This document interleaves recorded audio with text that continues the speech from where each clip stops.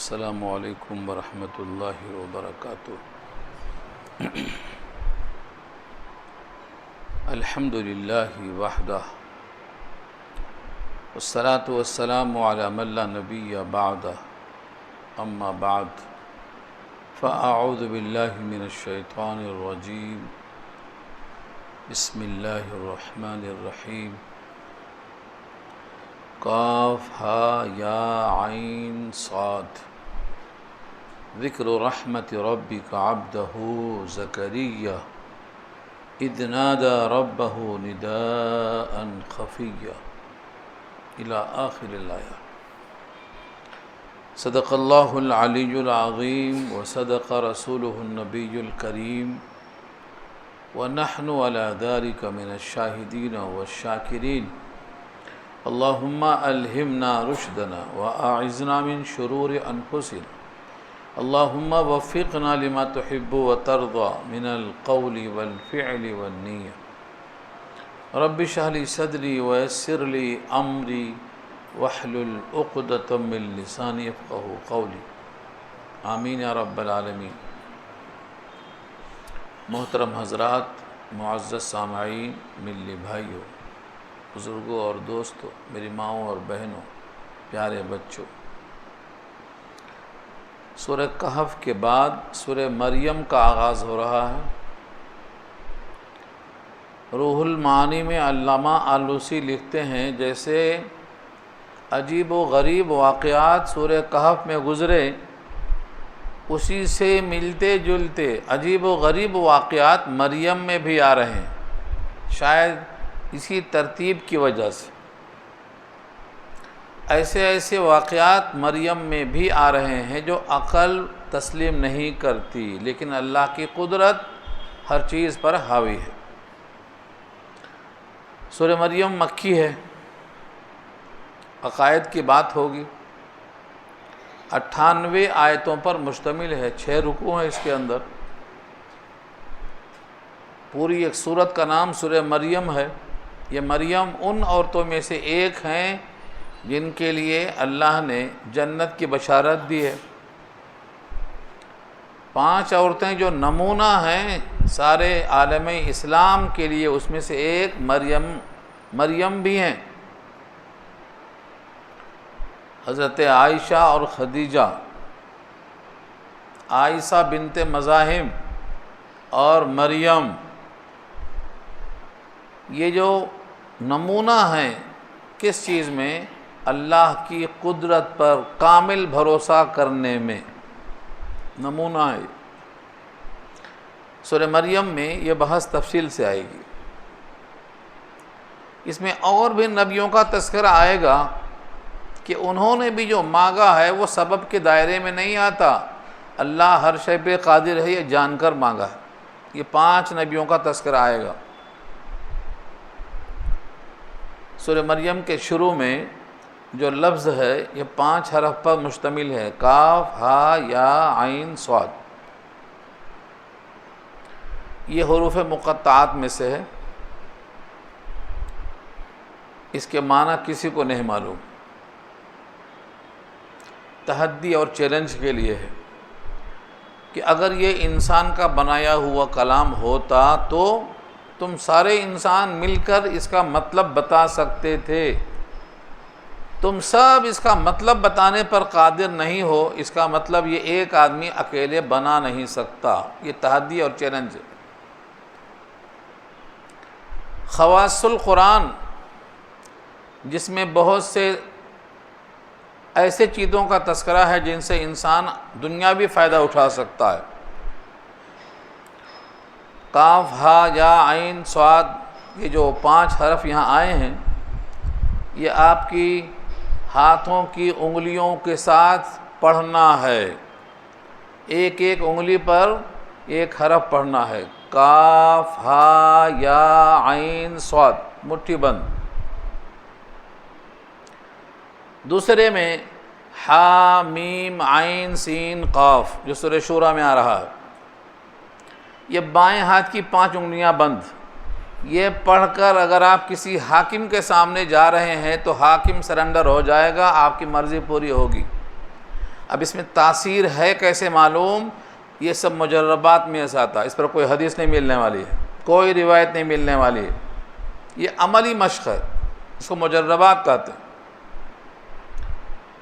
اعمال قرآنی میں حضرت تھانوی نے جو ایسی چیزوں کو بتایا ہے، پھر اس میں توسیع کر کے اشرف العملیات کو پیش کیا ہے مفتی زید صاحب نے، تو یہ قرآنی آیتوں سے جسمانی فائدہ، دنیاوی فائدہ، روحانی فائدہ اٹھانے کی ایک عملی مشق ہے۔ یہ سب مجربات پر مبنی ہے۔ اس کے لیے سب سے اہم غذا حلال ہونا چاہیے، حلال غذا اس کی لازمی شرط ہے، جسمانی طہارت اور پاکیزگی کپڑوں کی لازمی شرط ہے۔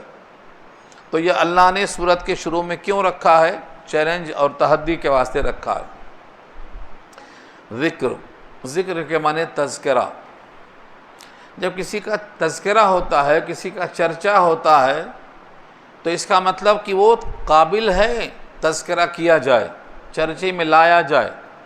اس کی زندگی میں ایسی کوئی چیز ضرور ہے جس کو یاد کرایا جائے، اس کو ذکر کہتے ہیں، اس کو تذکرہ کہتے ہیں۔ جب کسی کا تذکرہ بار بار ہوتا ہے تو اس کی عظمت دل میں اتر جاتی ہے۔ تذکرہ، اسی لیے اللہ کا ذکر کثرت سے کرنے کا حکم ہے تاکہ دل میں اتر جائے، اس کی عظمت اتر جائے۔ جیسے اللہ اکبر ہے، ویسے وَلَا ذِكْرُ اللَّهِ اکبر، اللہ کا ذکر بھی اکبر ہے۔ تو اب اللہ سے قریب ہونے کے لیے اس کا بار بار چرچا کرنا ہے۔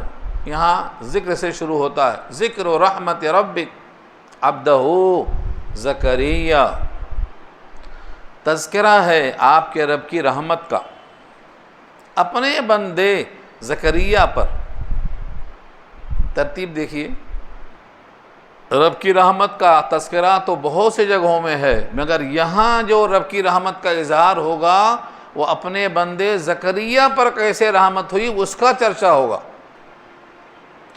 رب کی رحمت سے کوئی چیز خالی نہیں ہے، لیکن یہاں جو تذکرہ ہوگا وہ اپنے بندے عبدہ۔ جب اللہ کسی کو اپنا بندہ کہتے ہیں تو یہ اس کے لیے بڑا اعزاز ہے۔ ہر بندہ تو اللہ ہی کا بندہ ہے، لیکن جب کسی بندے کو اللہ اپنا بندہ کہہ دیتے ہیں تو سمجھو اللہ نے اس کو پسند کر لیا ہے، اللہ نے اس کو اپنا کہہ دیا ہے۔ کوئی آدمی کسی کو اپنا چپ کے نہیں کہہ دیتا، کیوں کہا ان کو اپنا، یہ بھی یہاں جانچنا ہے۔ حضرت زکریا جو اپنے بندے ہیں آپ کے رب کی رحمت کا، ان پر تذکرہ شروع ہو رہا ہے۔ ان کی زندگی میں بہت سی رحمتوں کے تذکرے ہیں، اس میں سے ایک یہاں تذکرہ ہو رہا ہے۔ اذ نادا، جب انہوں نے پکارا۔ نادا فعل ماضی ہے، اذا کی وجہ سے مستقبل ہونا چاہیے، لیکن نہیں، یہاں گزرا ہوا واقعہ ہے جو قرآن بیان کر رہا ہے۔ جب انہوں نے پکارا تھا، جب ان کے ساتھ یہ آواز پر اللہ نے کیا فیصلہ کیا تھا، یہ پورا سب گزر چکا ہے، اب یہاں اس کو بیان کیا جا رہا ہے۔ اذ نادا، انہوں نے پکارا، ربہ، اپنے رب کو پکارا۔ کیسے پکارا؟ پہلے ہے نداء خفیہ، مخفی آواز میں۔ یہاں سے ایک بات معلوم ہوتی ہے کہ آپ کتنا ہی چپکے پکارو، اللہ کو سنائی دیتا ہے، اللہ تک بات پہنچتی ہے۔ ایسا نہیں ہے کہ ہم فرش پہ ہیں، وہ عرش پہ ہے، 7 آسمان کے اوپر ہے، بھلا میری آواز اگر بلند نہیں ہے مائک کے بغیر کیسا پہنچے گی؟ نہیں، اللہ تمہارے دل کی آواز بھی سنتا ہے۔ یہ ہے نداء خفیہ۔ یہ بہت عقیدہ ہے، اہم عقیدہ ہے۔ ہم چپکے کچھ کہتے ہیں، وہ بھی اللہ سنتا ہے۔ یا حق کچھ کہتا ہوں، بندہ جب کہتا ہے، صرف کہتا ہی نہیں ہے، اس کے دل میں جو خیال آتا ہے وہ بھی اللہ جانتا ہے۔ اس کی جو آنکھیں خیانت کرتی ہیں وہ بھی اللہ جانتا ہے۔ تو یہ بہت بڑا عقیدے کا حصہ ہے۔ یعلم خائنۃ الاعین وما تخفی الصدور، 24ویں پارے میں آیت آئے گی کہ وہ آنکھوں کی خیانت جانتا ہے اور جو دل میں مخفی راز ہے وہ بھی جانتا ہے۔ یہ جگہ سوال کیا اللہ نے سورہ ملک میں، کیا جس نے پیدا کیا وہی نہیں جانتا ہے؟ جس نے دل کو بنایا ہے اس دل میں کیا ہے اسی کو نہیں معلوم؟ الا یعلم من خلق وهو اللطیف الخبیر، یعنی جب دل اسی نے بنایا ہے تو اس دل میں جو چیز آئے گی وسوسہ کی شکل میں، حدیث نفس کی شکل میں، خاطر کی شکل میں، ہم کی شکل میں، عزم کی شکل میں، سب اس کو جانتا ہے وہ۔ تو زور زور سے چلا چلا کے دعا کرنا ضروری نہیں ہے۔ زکریا نے چپکے سے پکارا ہے، چپکے سے پکارا۔ اذ نادى ربه نداء خفیا، جب پکارا انہوں نے اپنے رب کو مخفی آواز میں۔ کتنی مخفی آواز تھی، کوئی سنے یا نہ سنے مگر وہ سنتا ہے۔ اب سوال یہ ہے، سنتا ہے لیکن اچھی کون سی آواز ہے؟ زور زور سے بلانا، چلا چلا کے بولنا، ترنم سے بولنا، یا مائک سے بولنا، یا چپکے چپکے بولنا، کون سی اچھی ہے؟ ہمارے نبی محمد مصطفیٰ صلی اللہ علیہ وسلم الف الف مرہ بعدد کل ذرہ، 2 جملے میں فرمایا، خیر و ذکر الخفی و خیر الرزق ما یکفی، 2 ہی جملہ ہے، اور دونوں قابل اصلاح اس لیے ہے کہ ہم سمجھتے ہیں چلائے بغیر دعا قبول نہیں ہوتی، ترنم سے ہونا ہے، پورا محلہ آمین بولنا ہے زور سے، یہ اصلاح کا وقت ہے۔ بہترین ذکر خفی ہے، یہ نبی فرما رہے ہیں، خیر الذکر الخفی، جو چپکے چپکے ہوتا ہے وہ ذکر اللہ کو بہت زیادہ پسند ہے، کیونکہ نبی نے بتا دیا۔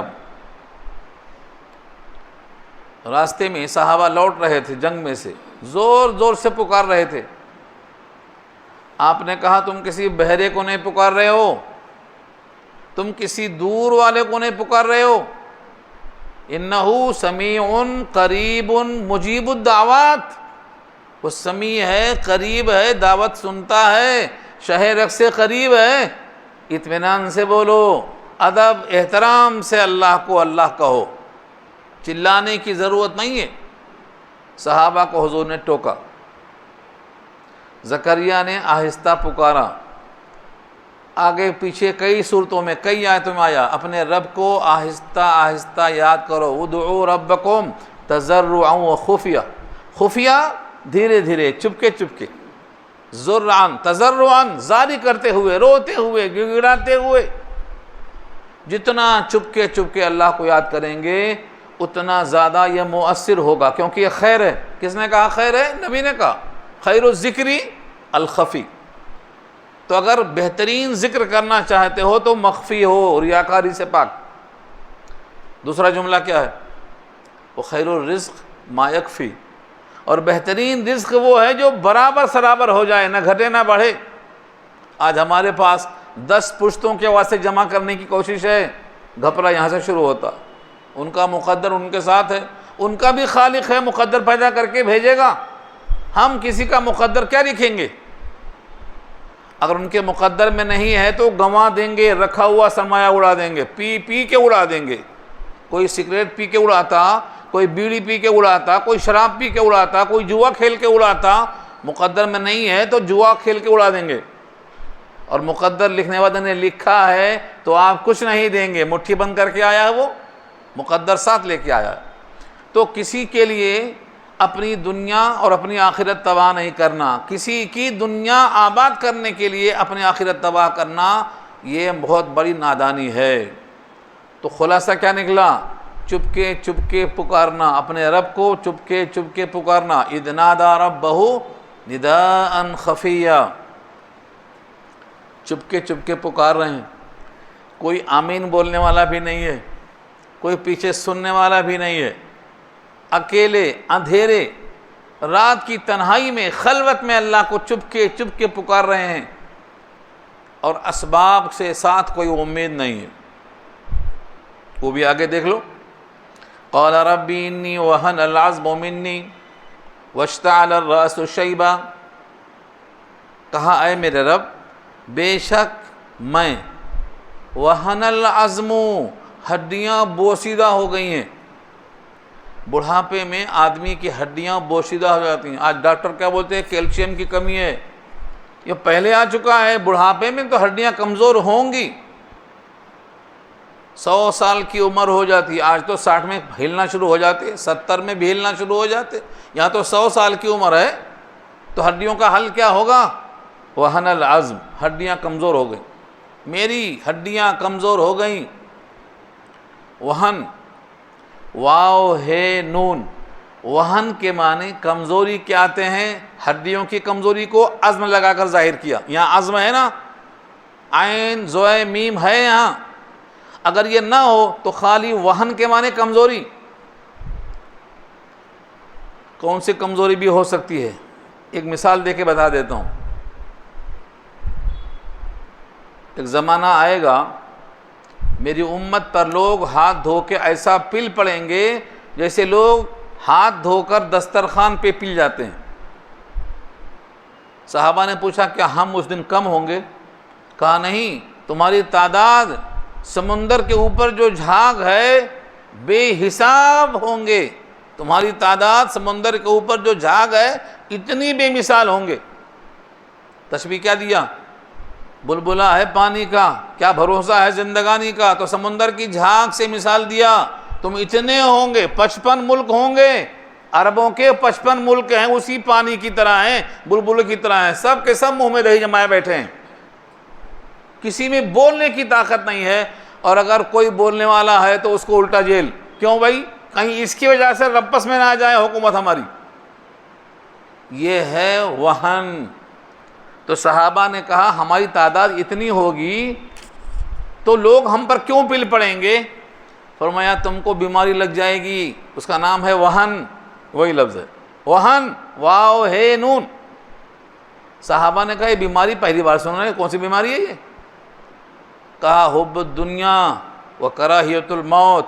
دنیا کی محبت ہوگی اور مرنے سے ناگواری ہوگی. کوئی مرنا نہیں چاہے گا, پوری امت مرے گی. جب دنیا میں سے کوئی مرنا نہیں چاہے گا, آج سرحدوں پہ فوجیاں کھڑے ہیں تو ہم سکون سے بیٹھے ہیں. اگر سرحدوں پر فوجی نہ ہوتے تو سکون سے بیٹھتے آپ؟ کبھی بھی خطرہ کہیں سے ہو جاتا. تو جب امت کے کچھ لوگ تیار ہوتے ہیں سرحدوں کی دیکھ بھال کرنے کے لیے تو اندر والے آرام سے بیٹھ سکتے ہیں. تو یہ مرض تھا, وہن کا مرض تھا. یہاں بھی وہن ہے. یہاں ہڈیوں میں وہن ہے اور آج ہمارے ایمان میں وہن لگ چکا ہے. کیونکہ دنیا میں ہم جینا چاہتے ہیں, مرنا نہیں چاہتے.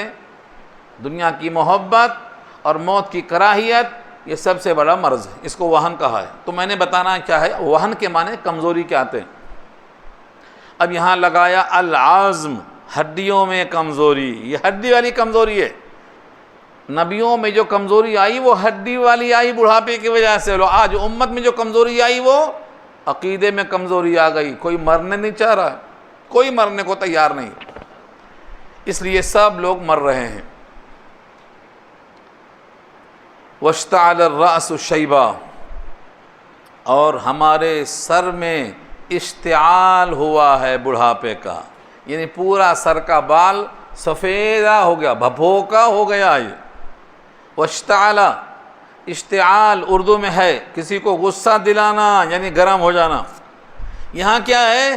سر ہمارا گرم ہو گیا یعنی سفید ہو گیا. شیبہ, بڑھاپے کی وجہ سے. بڑھاپے کی وجہ سے پورے سر کے بال سفید ہو گئے. وَلَمَّ كُمْ بِدُعَائِكَ رَبِّ شَقِيًّا, اور میں نہیں ہوا ہوں آپ سے مانگ کر اے میرے رب کبھی بھی محروم. یہ ہے اہم جملہ. میں کبھی بھی شقی نہیں رہا, کبھی کبھی میں ناکام نہیں رہا. رب شقیہ, آپ سے مانگ کر میں کبھی محروم نہیں رہا. شقی, شقیٌ کے معنی سر میں بدبخت کے آتے ہیں. بدبخت کب ہوتا ہے؟ جب اللہ سے مانگا اور نہیں ملا. اللہ نے کہا تیرا رزق حرام ہے, تیری غذا حرام ہے, تیرا ایمان خراب ہے, تو وہ بدبخت ہو جاتا, تو اس کو شقی کہتے ہیں. یہاں کیا کہا؟ میں تجھ سے مانگ کر کبھی محروم ہوا ہی نہیں. یہ کوئی پہلی بار نہیں مانگ رہا ہوں، کئی بار مانگا ہے۔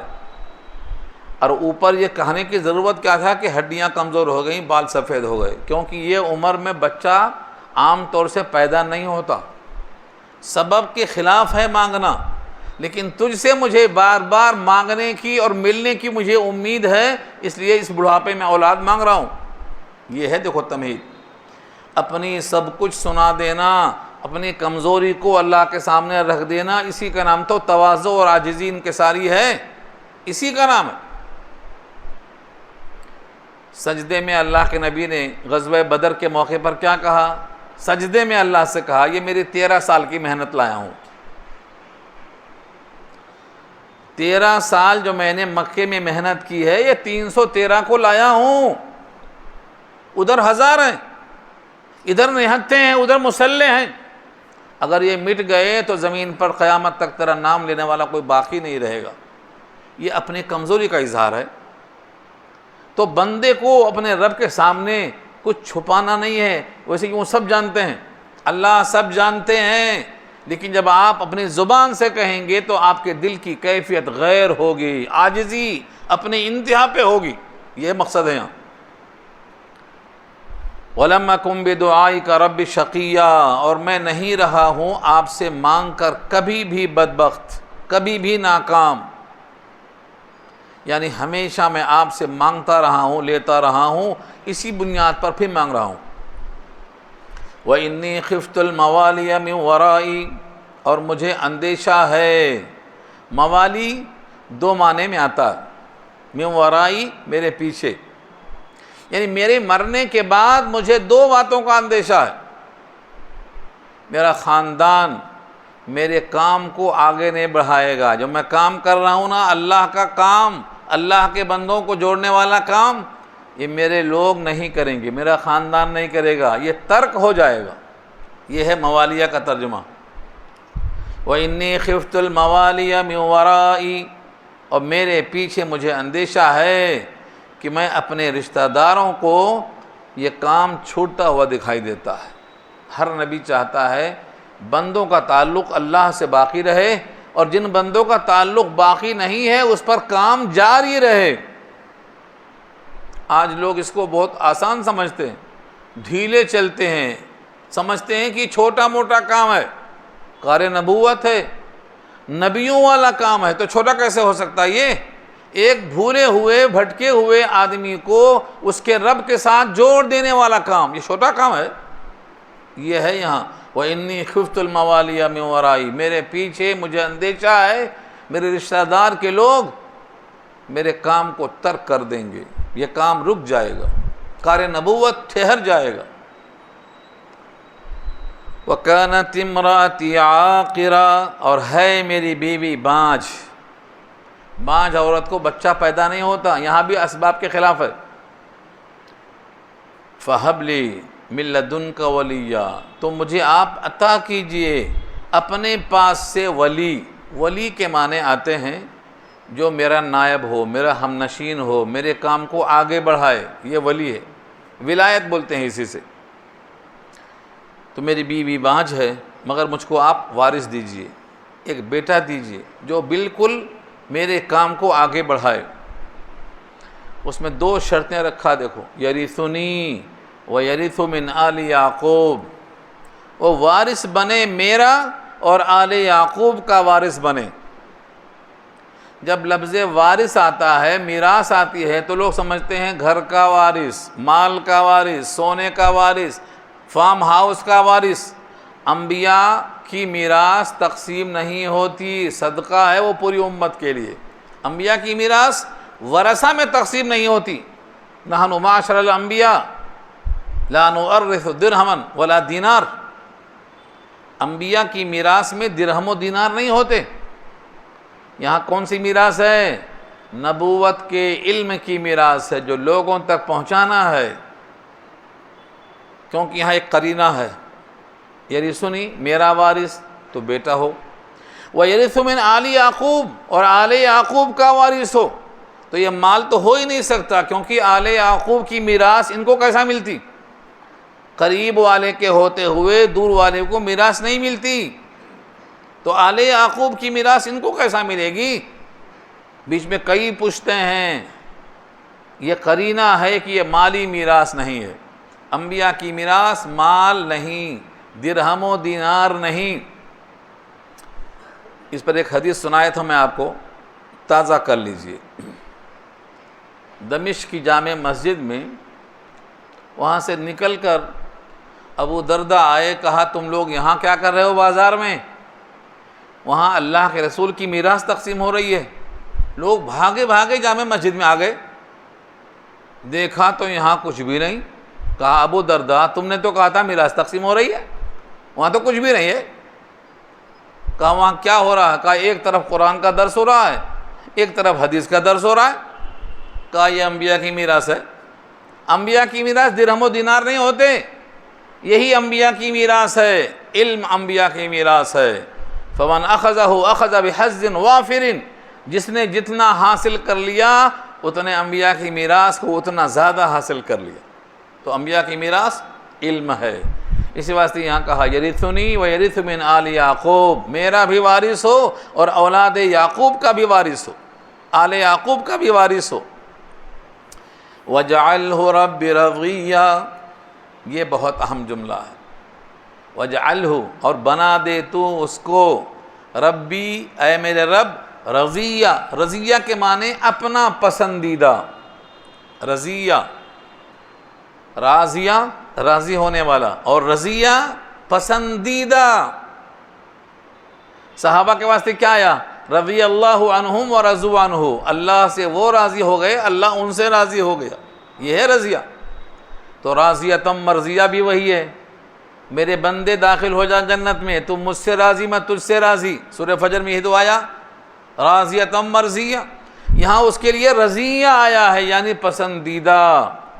اولاد میری ہو اور پسند تیری ہو، اولاد مجھے دے رہے ہیں لیکن وہ میری پسند ہو نہ ہو، تیری پسند ہونا ضروری ہے۔ تو اولاد ایسی ہو جو اللہ کو پسند ہو تو تمہارے لیے ثمر آور ہے، دنیا میں بھی اور آخرت میں بھی۔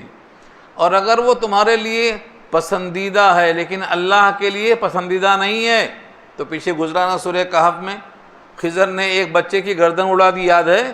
کیوں اڑا دی تھی؟ کیونکہ وہ اماں ابا کو اچھا لگتا تھا لیکن اللہ کو اچھا نہیں لگتا تھا۔ اللہ نے کہا یہ بڑا ہو کے باپ کے لیے کفر کا ذریعہ بنے گا، یاد ہے؟ اس لیے یہ دعا لازمی ہے اولاد کے حق میں، رب رضیہ، اے رب تو اس سے راضی ہو، ہمیں جو دے پہلے تو اس سے راضی ہو پھر ہم کو دے۔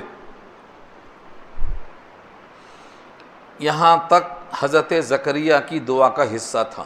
اب یہاں سے اللہ نے اس دعا کو کیسا قبول کیا یہ دیکھیے۔ یا زکریا، اے زکریا، انا نبشرک بغلام، بے شک ہم تجھ کو خوشخبری دیتے ہیں ایک غلام کی۔ عربی میں غلام ایسا ہے جیسے اردو میں لڑکا، ولد، ولدن کو غلام کہتے ہیں۔ عربی زبان میں غلام کے معنی لڑکا۔ کتنی دفعہ آیا؟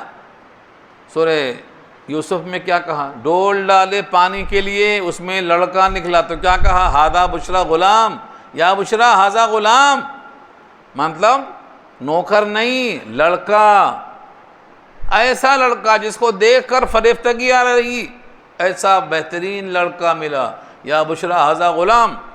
تو عربی میں غلام کے معنی لڑکا۔ اللہ نے کہا اے زکریہ ہم تجھ کو بشارت دیتے ہیں ایک لڑکے کی، بغلام، اس میں جو دو زیر ہے اس کے بدلے نون آیا، دیکھیے، بغلام، ایک ایسا لڑکا، صفت ہے، اسمہ یحییٰ، اس کا نام ہوگا یحییٰ، یعنی ابھی لڑکا پیدا نہیں ہوا لیکن نام پہلے رکھ دیا۔ یہ کس نے رکھا؟ اللہ نے رکھا۔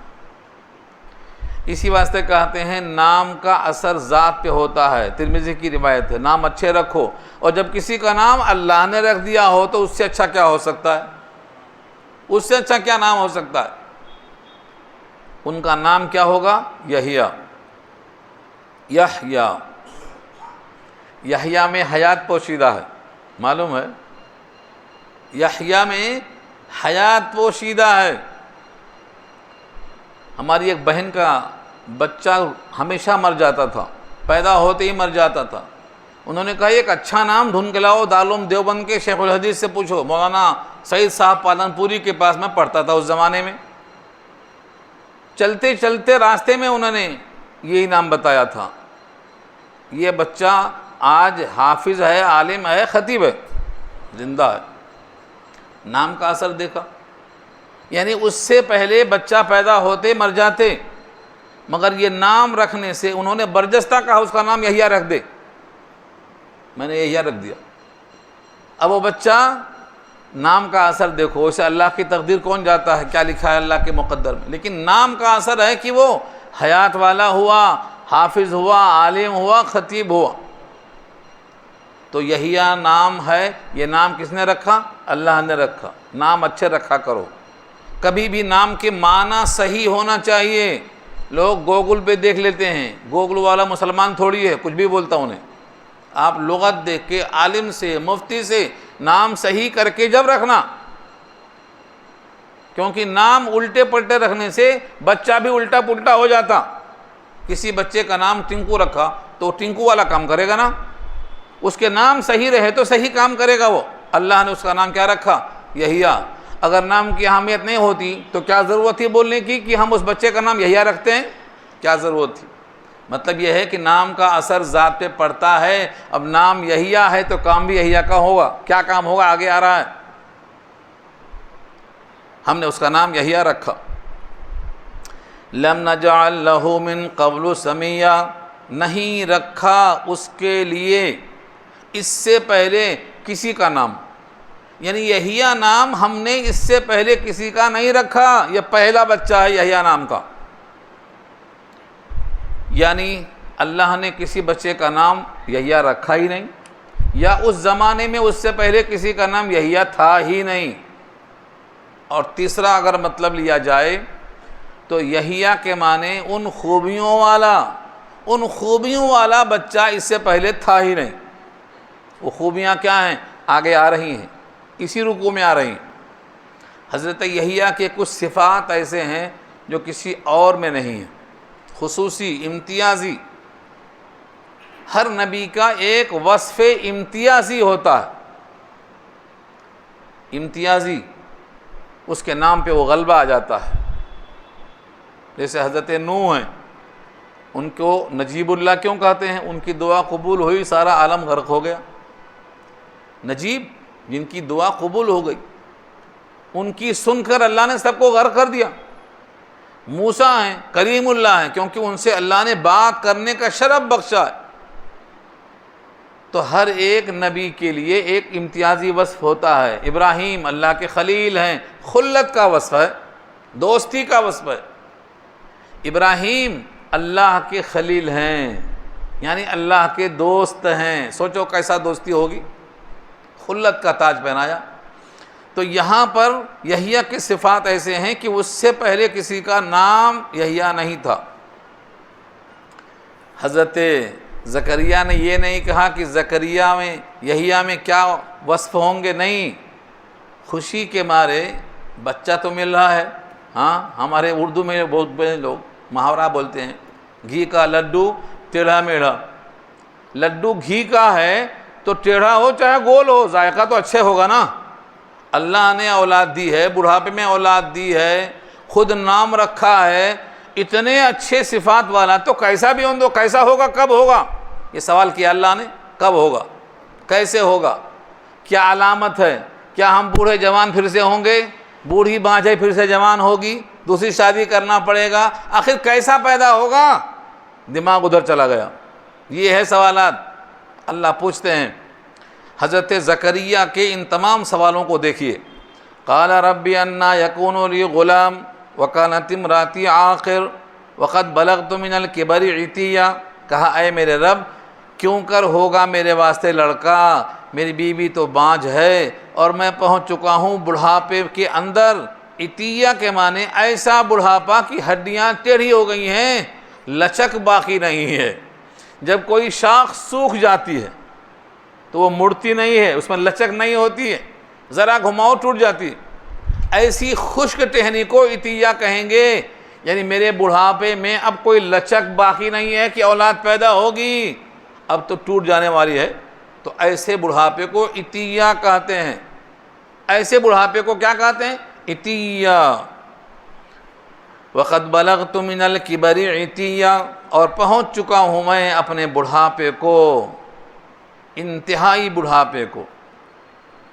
قَالَ كَذَلِكَ، اللہ فرماتے ہیں اسی طرح، یعنی اسی طرح تم بوڑھے رہو گے، اسی طرح تمہاری عورت بانجھ رہے گی، اسی طرح تمہاری ہڈیاں ایسی خشک رہیں گی، ایسے ہی ہم پیدا کریں گے۔ پہلے تم کو ہم نے پیدا کیا تھا، تم مجھ تھے کیا؟ تم پہلے معدوم تھے، اب موجود ہو۔ جب ہم معدوم کو موجود کر سکتے ہیں تو جو پہلے سے موجود ہے اسی کو تھوڑا سا ٹھیک کرنا ہے، موجود کو موجود کرنا ہے۔ ہم جب معدوم کو موجود کر سکتے ہیں تو موجود کو ٹھیک کرنا کیا مشکل ہے؟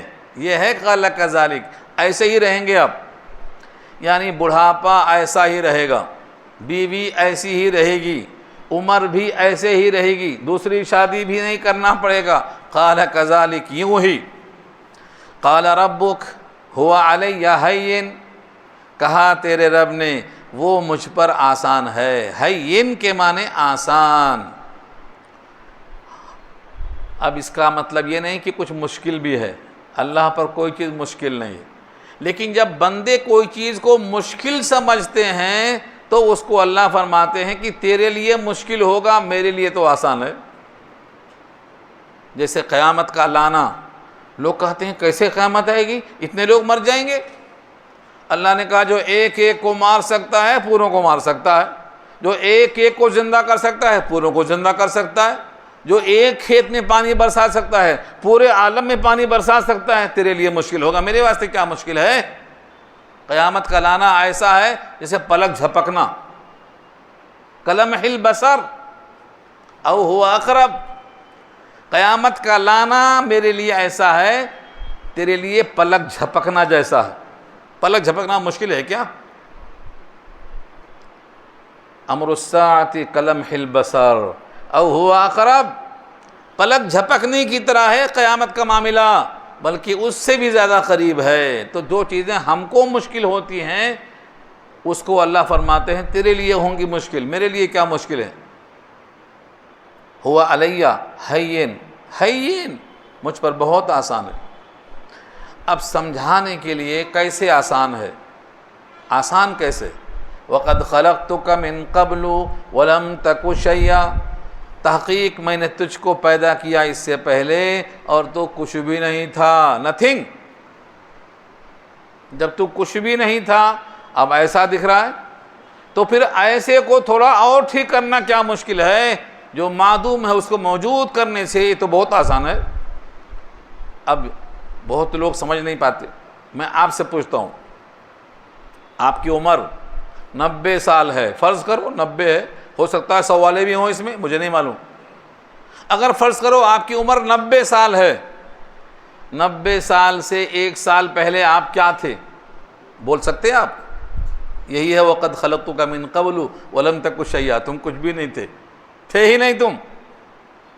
نہ تم ماں کے پیٹ میں تھے، نہ تم منی کے قطروں میں تھے، نہ تم روٹی کے ٹکڑوں میں تھے، نہ تم زمین کے ذروں میں تھے، تم تھے ہی نہیں۔ جب ہم نے زمین کے ذروں سے گیہوں بنایا، گیہوں سے روٹی بنایا، روٹی سے خون بنایا، خون سے نطفہ بنایا، پھر اس سے علقہ بنایا، پھر بچہ بنایا، تم تھے ہی کیا؟ نہیں تھے۔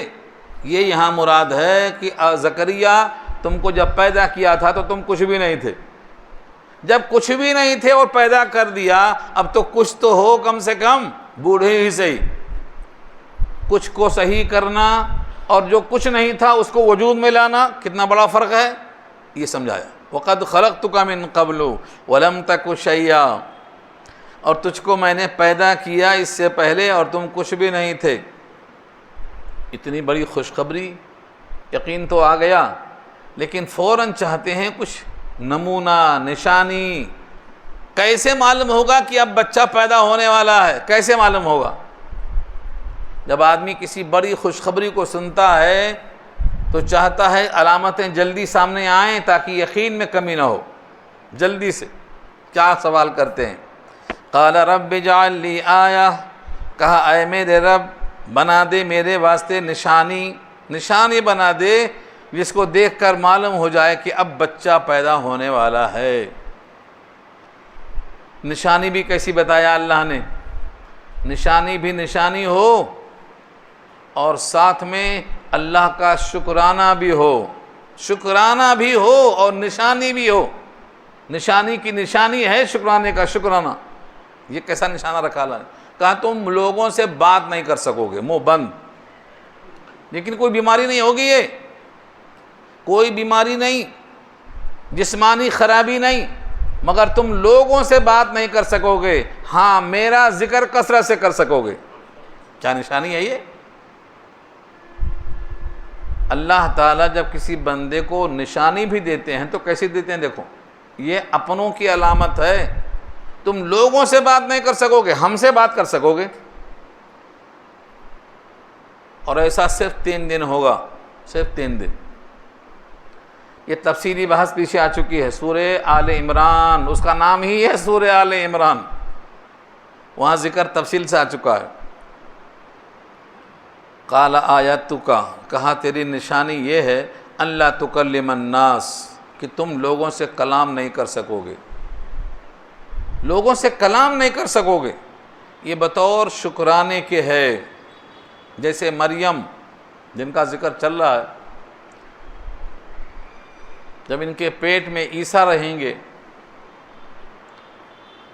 اللہ نے کہا تم لوگوں سے بات نہیں کرنا. کوئی پوچھے کہ یہ بچہ کہاں سے آیا تو بچے سے اشارہ کر کے بات کرا دینا، تم بات نہیں کرنا. کیا ہے یہ نشانی بھی ہے اور انتظام بھی ہے. انہوں نے کہا جب کوئی پوچھے تو کہہ دینا میں روزہ ہوں. نہیں بولنے کا روزہ. ہمارے پاس نہیں کھانے کا روزہ ہے نا، وہاں کیا تھا؟ نہیں بولنے کا روزہ. میں کسی انسان سے بات نہیں کروں گی، میں روزہ ہوں. بات نہ کرنے کا روزہ. قدرت اللہ کی ہے. یہاں فرمایا لا اللہ تکلم الناس، کہ تم لوگوں سے کلام نہیں کر سکو گے. کتنا دن، کتنی رات؟ 3 لیال، 3 راتیں. جب 3 راتیں ہوں گی تو بیچ بیچ میں دن بھی تو آئے گا. تو یہاں مراد کیا ہوگا؟ 3 راتیں اور 3 دن. کیونکہ مسلسل 3 راتیں کہاں سے آئیں گی؟ آ سکتی ہیں؟ نہیں آئیں گی. تو 3 راتیں یعنی 3 راتیں اور 3 دن مراد ہوتا ہے. 3 لیال سویہ، بالکل ٹھیک، یعنی صرف 3 راتیں ہی ہوں گی، کم زیادہ نہیں ہوں گی. فخرج علی قومہ من المحراب فاوحی الیہم ان سبحوا بکرۃ وعشیہ. نکلے اپنی قوم پر محراب میں سے. یہ محراب جو نماز پڑھانے کی جگہ ہے نا، یہی ہے محراب. محراب کو محراب کیوں کہتے ہیں؟ خرج من المحراب، نکلے اپنی قوم پر محراب میں سے، یعنی جہاں اللہ کی عبادت کرتے تھے وہاں سے قوم کی طرف نکلے. قوم کی طرف کیا کرنے نکلے؟ رہنمائی کرنے نکلے. جیسے لوگ ہدایت جاری کرتے ہیں، آج درس نہیں ہوگا جاؤ، آج تسبیح پڑھی جائے گی، آج فلانا کام ہوگا. یہ تربیت کرنے والے لوگوں کے واسطے ہے جو تربیت کرتے ہیں. تب قوم کے سامنے محراب میں سے نکلے تو ان کو بول نہیں سکنا، تو کیا کہا؟ فَأَوْحَى إِلَيْهِمْ، اللہ نے ان کی طرف وحی بھیجا. یعنی انہوں نے اپنی قوم سے اشاروں میں کہا سبحوا بکرۃ وعشیہ، تسبیح کرو. بکرہ صبح، عشیہ شام، یعنی صبح شام اللہ کی تسبیح کہو. یہ اپنی قوم سے آپ نے اشاروں میں کہا، زبان سے نہیں کہا، اشاروں میں کہا. لیکن لوگ عادی تھے، اس لیے وہ سب کے سب سمجھ گئے اشاروں میں اور اللہ کے ذکر میں لگ گئے. حضرت زکریا نے محراب سے نکلتے ہوئے کلام کیا. تو محراب کو محراب کیوں کہتے ہیں؟ اس کا مادہ ہے حرب، ہے رے بے. حرب کے معنی جنگ. دارالحرب، دارالاسلام کی جنگ ہو رہی نا. اب یہ دارالامن ہے کہ دارالحرب ہے کہ دارالاسلام ہے، یہ بحث بہت دن سے چل رہی تھی. اب تک یہی فیصلہ تھا کہ یہ دارالامن ہے، نہ دارالاسلام ہے نہ دارالحرب ہے. مفتی کفایت اللہ صاحب نے یہی لکھا ہے ہندوستان کے بارے میں، تو محراب کے معنی جہاں کھڑے ہو کر امام شیطان سے جنگ کرتا ہے، یہ ہے محراب۔ 2 رکعت ہوئی کہ 3 رکعت، کون بھٹکاتا؟ یہ شیطان بھٹکاتا۔ تو محراب میں کھڑے ہونے والے کو شیطان سے لڑنا پڑتا ہے، اس کا نام محراب رکھا گیا۔ اور پہلے کے جو خلیفہ ہوتے تھے جن کو لوگوں سے خطرہ بھی ہوتا تھا، ہمارے خلیفہ ثانی کو کہاں زخمی کیا گیا؟ محراب میں، نماز پڑھا رہے تھے، فجر کی نماز پڑھا رہے تھے۔ تو وہ جگہ دشمن سے بھی خطرہ ہوتا ہے، شیطان سے بھی خطرہ ہوتا ہے، اس لیے چاروں طرف سے اسے گھیر دیا جاتا ہے، صرف پیچھے کے حصے میں کھلا رکھا جاتا ہے، اس کو محراب اسی واسطے کہتے ہیں۔ دونوں محاذوں پہ جنگ ہوتی ہے، شیاطین سے بھی، شیاطین الانس بھی، شیاطین الجن بھی، دونوں سے ہوتی ہے جنگ، تو اس کا نام محراب اس واسطے رکھا گیا۔ وہاں سے نکل کر اشارہ کیا کہ صبح شام اللہ کی تسبیح بیان کرو، یا یحییٰ خذ الکتاب بقوہ۔ اب یہ بات آئی گئی ہو گئی، یحییٰ بڑے ہو گئے، کتاب پکڑنے کے لائق ہو گئے۔ اللہ نے بچپن کا حال یہاں بیان نہیں کیا، بچپن کا حال یہاں بیان نہیں کیا۔ حضرت عیسیٰ اور یحییٰ یہ دونوں بہت قریب ہیں، خلیرے بھائی سمجھتے ہیں نا آپ، رشتے ذرا میں کم جانتا ہوں، بس یحییٰ اور عیسیٰ کے درمیان یہ 2 ہی رشتہ ہے، زمانہ بھی قریب ہے۔ تو یہ دونوں کے دونوں اللہ کے قریبی بندے ہیں۔ اللہ نے انہیں کتاب کہا، پکڑو، یا یحییٰ، اے یحییٰ خذ الکتاب، کتاب پکڑ لو۔ یہ کتاب تورات تھی، کیونکہ انجیل بعد میں آئی، انجیل بعد میں آئی، اس زمانے میں کتاب تورات ہی تھی، احکامات اسی میں تھے، انجیل تو بعد میں نازل ہوئی۔ تو تورات کو مضبوطی سے پکڑنے کا حکم دیا، یا یحییٰ خذ الکتاب بقوہ۔ قوت سے پکڑنے کا کیا مطلب ہے؟ ہمارے پاس بھی لوگ کتاب کو پکڑے ہوئے ہیں، مسلمان کتاب کو پکڑے ہوئے ہیں مگر قوت سے نہیں۔ قوت سے کہاں پکڑیں؟ کتنے لوگ ہیں جن کو نماز ہی نہیں آتا، قرآن پڑھنا نہیں آتا، قرآن کو چھونے کا موقع نہیں ملتا۔ کتنے فیصد لوگ ہیں جو قرآن پڑھتے بھی ہیں اور تھوڑا بہت سمجھتے بھی ہیں؟ کتنے لوگ ہیں؟ قوت سے پکڑنے کا مطلب کیا ہے؟ قوت سے پکڑنے کا مطلب سنو، کہیں ہاتھ لوز ہو جائے گا، کتاب چھوٹ جائے گی۔ جیسے ہمارے لیے کتاب قرآن ہے، تو اللہ نے کیا کہا؟ وَاعْتَصِمُوا بِحَبْلِ اللَّهِ جَمِيعًا، تم سب مل کر اللہ کی رسی کو مضبوط پکڑ لو، یہ ہمارے لیے ہے۔ اللہ کی رسی قرآن ہے، اس کا ایک سرا اللہ کے ہاتھ میں ہے، دوسرا سرا بندوں کے ہاتھ میں ہے۔ رسی ٹوٹ نہیں سکتی، ہاں چھوٹ سکتی ہے۔ کیسا چھوٹتی؟ غفلت میں۔ آج کتنے فیصد ہیں مسلمان جو قرآن کو چھوڑے ہوئے ہیں؟ بتا سکتے ہیں آپ؟ کتنے فیصد ہیں جو قرآن پر ایمان لانے کا دعویٰ ہے لیکن قرآن پر ایمان لانا نہیں جانتے؟ ہمارے ایک استاد تھے بچپن میں، جب ہم چھوٹی کتابیں پڑھتے تھے، بالکل چھوٹی، 10 سال 12 سال کی عمر تھی مشکل سے، مگر ہمیں اب تک یاد ہے کیونکہ وہ بڑے اچھے انداز سے سمجھاتے تھے۔ مولانا عابد علی خان، بہترین بزرگ، بہترین محدث، ایسا کلام کرتے تھے دل میں اتر جاتا۔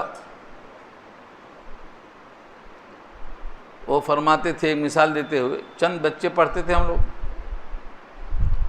فرماتے ایک صاحب کنویں میں گر گئے، ان کو نکالنے کے لیے رسی ڈالی گئی، کہا گیا رسی پکڑ لو، اوپر آ جاتے، وہ رسی پکڑ لیتے، تھوڑا اوپر آتے پھر سو جاتے، رسی چھوٹ جاتی پھر گر جاتے۔ تو کہا ان کو اوپر تک لانے کے لیے، جگتے رہنے کے لیے، ہوش میں رہنے کے لیے ایک ڈنڈا لاؤ، بھنڈا بولتے تھے وہاں کے لوگ۔ رسی پکڑنے کے بعد ایک آدمی ان کے سر پہ بھنڈے سے مارتا رہے، جگتے رہو جگتے رہو جگتے رہو۔ یہ ہے حکومت، یہ حکومت کا ڈنڈا ہے، جگتے رہو۔ آپ کے ساتھ جگ رہے ہیں؟ کیا ہوش میں آ رہے ہیں؟ کیوں ہوش میں آ رہے ہیں؟ کیونکہ باجا بجا رہے ہیں۔ تو یہ بھنڈے سے جب مارتے رہیں گے تو ان کو نیند نہیں آئے گی، فکر میں جگتے رہیں گے۔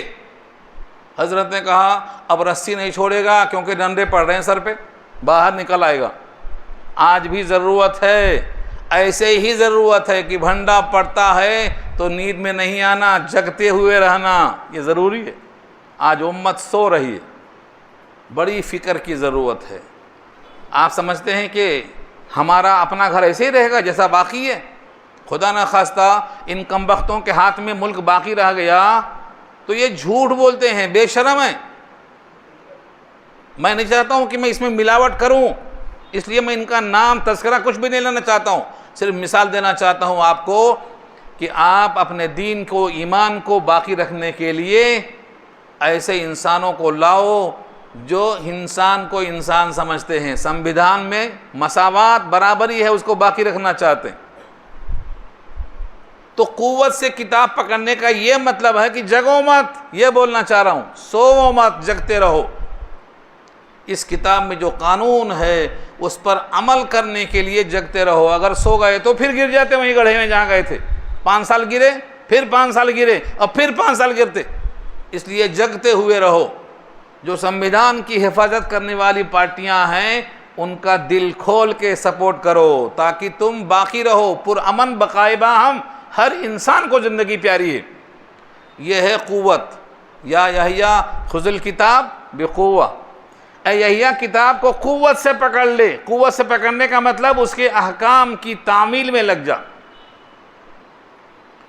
وَآتَيْنَاهُ الْحُكْمَ صَبِيًّا، اور دیا ہم نے ان کو حکم، حکم کے معنی احکام، صبیہ، بچپن میں۔